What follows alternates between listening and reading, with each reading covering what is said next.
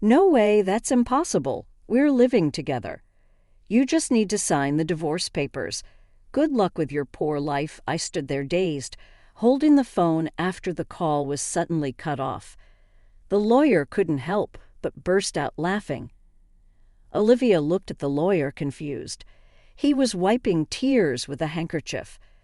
"My name is Karen, and I am the CEO. I've been married to my husband James for 3 years. We don't have children. We're both so busy with work, often even on weekends, that we hardly find time for long talks. We mostly see each other in passing, so we try to sync our schedules for overseas trips during our long breaks. It's only once a year, but it's something we both really look forward to. When we got married, we decided to buy a condo on the upper floor of a Bay Area tower. It was a stretch financially, but we thought about the future value of the property. Thanks to that, we're happy with our current life. I have a close friend from high school, Olivia. We sometimes grab lunch together. Olivia is beautiful and has high standards for men. She's not married yet, but is eager to be. She looks for well-educated, high-earning men on dating apps and won't compromise on their income. One day I was having lunch with Olivia at a cafe near a park. We went to high school and university together, even shared the same classes. That's why we've consulted each other about various things over the years, knowing quite a bit about each other's dating histories and types. During our student days, we shared both fun and sad times. Those are cherished memories now. Since marrying James 3 years ago, we've both gotten busier and the chances to meet have decreased. Now we only see each other a few times a year. "I'll come visit your condo next time," Olivia suddenly said. She had never been to my place before. Then, on the weekend, she came over. I could tell she was amazed even through the intercom at the entrance. As soon as I opened the door, Olivia looked impressed. "Wow, this place is like a mansion, and that elevator ride was so long." I had chosen a spacious upper-floor condo because it was a once-in-a-lifetime purchase. It's even more spacious than a house. "It's beautiful, really incredible," Olivia said as she looked around the condo, turning her head in every direction. "Great location and an upper floor in a high-rise like this must have cost a fortune," Olivia remarked with a slight smile. "Yeah, you could say it's $1 million condominium.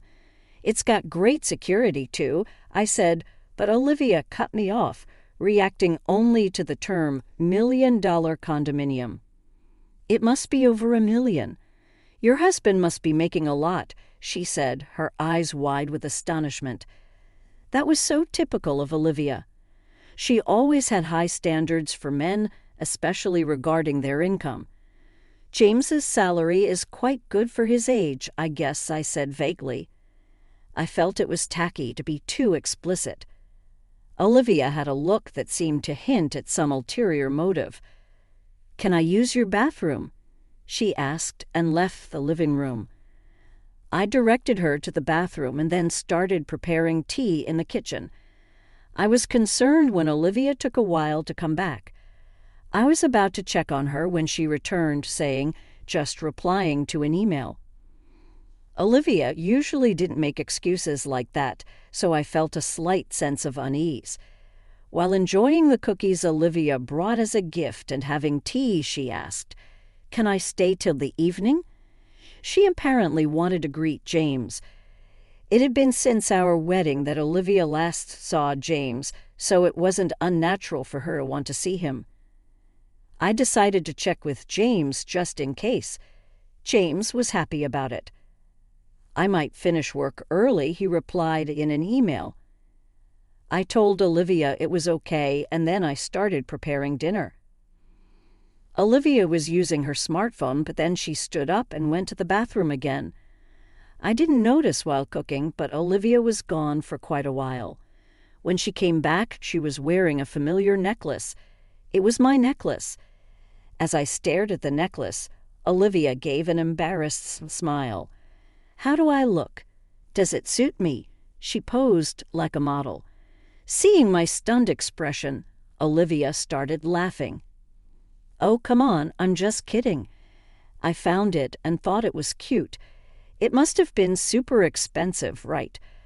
A premium piece for sure," Olivia said, sounding like a child making an excuse for a mistake. "That's a gift for James. Wow, he must be really wealthy to afford something like this," Olivia sighed. But more importantly, that necklace was stored in the closet in the bedroom.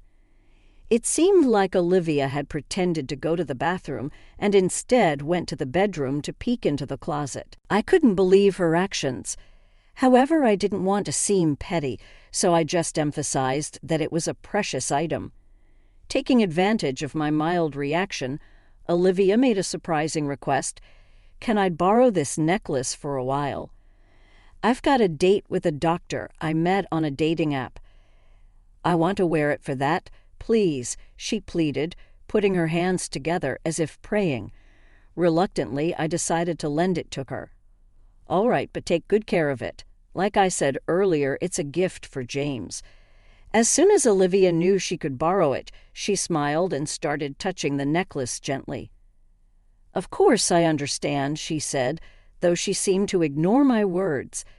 When I finished preparing the meal, I pretended to go to the bathroom to check the bedroom. Sure enough, the closet in the bedroom and the chest beside the bed weren't fully closed. Olivia must have opened every drawer and door she could find. There were fingerprints on the jewelry, watches, and precious metals. She might have touched things, but probably didn't intend to borrow them. The shoes seemed to have been tried on, and the heels were bent out of shape. This was clearly going too far. I went back to the living room and asked Olivia, "You touched various things in the bedroom, didn't you? The shoes are out of shape, and there are fingerprints on the watch."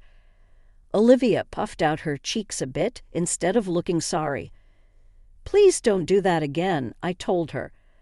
Olivia went back to her normal face and said, "Sorry. I didn't want to make a big deal out of it and risk hurting our friendship, so I just laughed it off lightly." That's when James came home.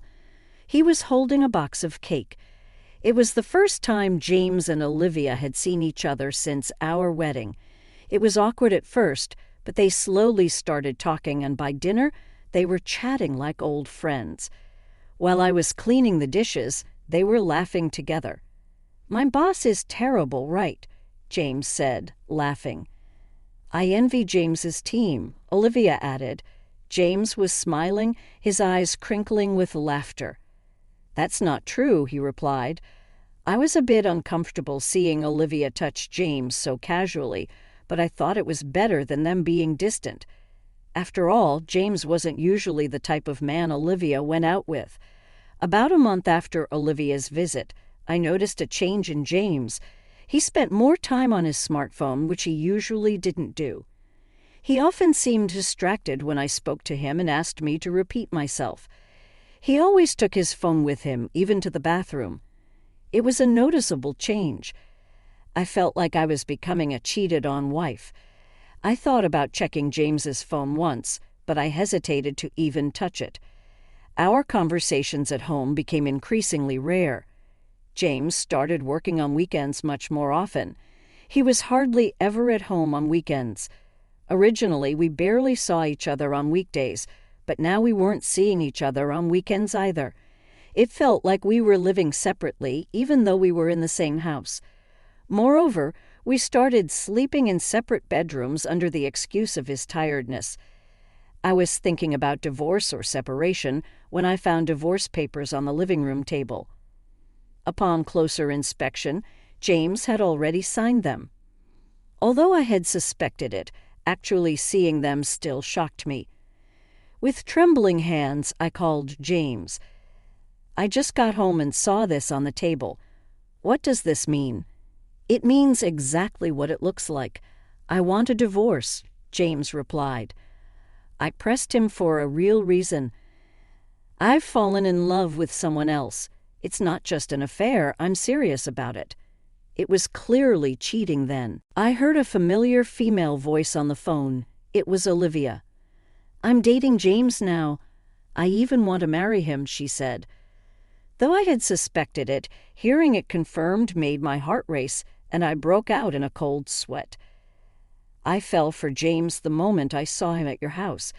We exchanged contact details and started messaging. One thing led to another, and here we are, Olivia explained. Her tone was harsh. Maybe this was her true nature. James says there's nothing left to discuss. Can you just sign the divorce papers and send them off? Olivia asked. I wanted to talk things over, so I asked her to tell James to come home. No way. We're living together now. You just need to sign the divorce papers. Good luck with your poor life, she replied, and then the call ended abruptly. I stood there unable to move for a while after that. Sleepless nights continued for me. James didn't come home. I couldn't bring myself to touch the divorce papers. They just sat there untouched. Furthermore, Olivia kept sending me multiple photos of her and James together, flaunting her relationship. It seemed to be an intimate relationship, but this felt like harassment. My mental health deteriorated, my complexion worsened, and sometimes I became vacant even during the day. People around me became worried and strongly suggested I go to the hospital. I ended up being somewhat forcibly taken for treatment and started taking medication. I managed to find some peace and started to sleep again. I could somehow go to work, but then an unbelievable thing happened. When I returned from the hospital, something fell off in the room. Going to the bedroom and opening the closet, I found that bags and jewelry were missing. The count of jewelry and watches in the chest was off too. There was only one person who could have done this. Why would she do something like this? What had I ever done to her? My insomnia came back, and I had more sleepless nights, barely getting through my days. During counseling at the hospital, when I mentioned the theft at home, I was strongly advised to consult a lawyer. I contacted the company's lawyer right away and set up an appointment. The lawyer asked me first, "What would you like to do?" "I'll get a divorce. I want those two to face proper consequences," I answered immediately, surprising even myself. Just a little while ago, I was unsure what to do. I couldn't believe how easily those words came out of my mouth. Perhaps I really wanted to punish them after being tormented so unfairly. A week later, I received a message from Olivia. I had sent her a certified letter. "Hey, what are you thinking sending a certified letter to my workplace?" Olivia sounded pretty angry, her voice filled with rage. "You must have expected at least this much. Anyway, I'm leaving everything to my lawyer now." I hung up the phone. Olivia called several times after that, but I ignored all of them. Then James called. I had sent a certified letter to his parents' house. Apparently, his affair being exposed at home caused a huge uproar. I wanted to burst out laughing at his self-inflicted predicament, but managed to restrain myself. Feeling that leaving it all to the lawyer wouldn't be enough to calm my feelings, I decided to confront them both. I would denounce them thoroughly on the spot. The lawyer arranged the date and time, and we decided to have the discussion at the law office. A few days later, the two reluctantly showed up at the law office. I thought they would bring their own lawyer, but it seemed they came alone. Olivia stormed into the office, flinging the door open. James followed, looking uncomfortable. "Finally, we meet, you coward," Olivia said, not hiding her anger at all.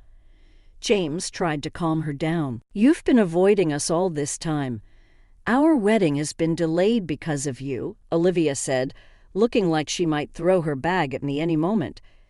James was desperately trying to hold her back as I watched them with a feeling of pity. The lawyer nodded at me. "Please calm down. If any violence or abusive language occurs, we will immediately call the police," the lawyer said. The mention of the police made Olivia stiffen. With the lawyer's intervention, Olivia and James took their seats, becoming calmer. We sat across from each other at the office table, ready to start the discussion. "James, you're seeking a divorce, correct?" I asked. Olivia sat angrily while James slumped, looking defeated. "We agree to the divorce. However, since your relationship is considered adultery, we will ask for alimony," I stated. James's face clouded over. "I'll agree to the divorce, but once the alimony is paid, don't contact us ever," he said. I quietly nodded in agreement. Olivia looked displeased, maybe expecting more resistance from me. When the lawyer began discussing the alimony amount, Olivia snapped. I said any amount is fine, we have plenty of money. Olivia sat arrogantly with her arms crossed. The lawyer looked at her with interest, then said, "Oh yes, didn't he tell you James is the president of a jewelry company with a yearly revenue of $3 billion? James looked up frantically, trying to restrain Olivia's arm. "An affair is nothing to us. I'll even give a proper share of the property," Olivia continued excitedly, her face flushed. James tried hard to calm her down. Olivia shook off his hand and continued, "You can barely make ends meet on your salary, right?" She scoffed with a laugh. The lawyer burst into uncontrollable laughter. Olivia looked at him with a puzzled expression. The lawyer, wiping tears with a handkerchief, said, "Actually, the president is Karen." Olivia was dumbstruck, her mouth hanging open. James hung his head, his body trembling slightly. "James is just an ordinary employee with no position at Karen's company," I stated. Olivia started laughing loudly. "What are you talking about? Are you really a lawyer? Can lawyers lie?" she asked. The lawyer calmly replied, "Why not ask James next to you if what I said is a lie?" James, meanwhile, just bit his lip, looking down. Olivia, growing anxious, grabbed James's arms and began shaking him. "You said you were the president of a $3 billion jewelry company. That's not a lie, right?" James remained silent, covering his face with his hands, uttering inaudible moans. Olivia, growing more and more desperate, gripped his arms tighter, repeatedly asking, "Answer me. It's not a lie, right?" James finally whispered in a raspy voice, "I'm sorry." The room fell into a deep silence. Olivia's strength seemed to leave her body, and she let her hands that were gripping James fall limply. "You said you were the president of a company making $3 billion a year," she muttered almost to herself. James's single apology had plunged Olivia into despair. She stood up trembling. "It's a lie, right?" "There's no way you're the president." Olivia pointed accusingly at me. "Why didn't I know about this after all we've shared?" I spoke to Olivia calmly, as if guiding her. "Just because we're close friends doesn't mean I tell you everything, especially since you were so fixated on money. I had no intention of telling you." I looked Olivia straight in the eyes without averting my gaze. Olivia seemed to lose all her energy and slumped down. "Then that house, of course, the house is in my name, so James will be the one leaving," I continued. Olivia fell silent, and James continued to hold his head. The lawyer began to present the evidence I had first gathered. These photos of James and Olivia together, they were the photos she sent to my phone, now printed out. The lawyer placed a voice recorder on the table and played a recorded conversation. "Why would you send something like this?" Olivia's voice filled the room, while James seemed to be holding back tears. "Hey, still clinging to the past. I want a divorce quickly." "I know what you're clinging to. It's James's income.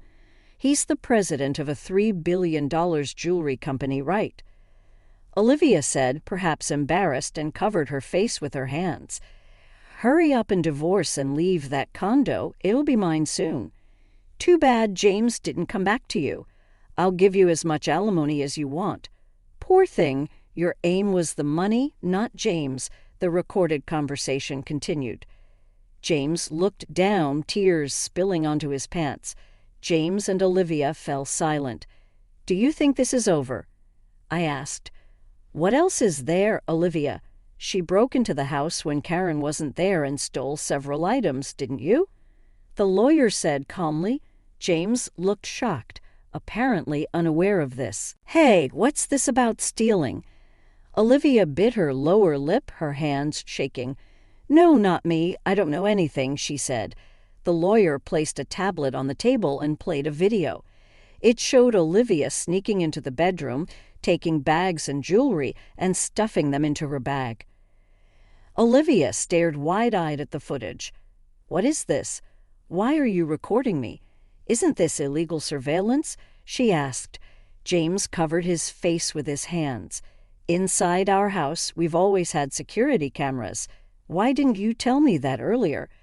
Who would think you break in to steal? I started to get a headache from their ridiculous argument. And you used my key without permission. I wanted those things. It's your fault for not buying them for me, Olivia argued.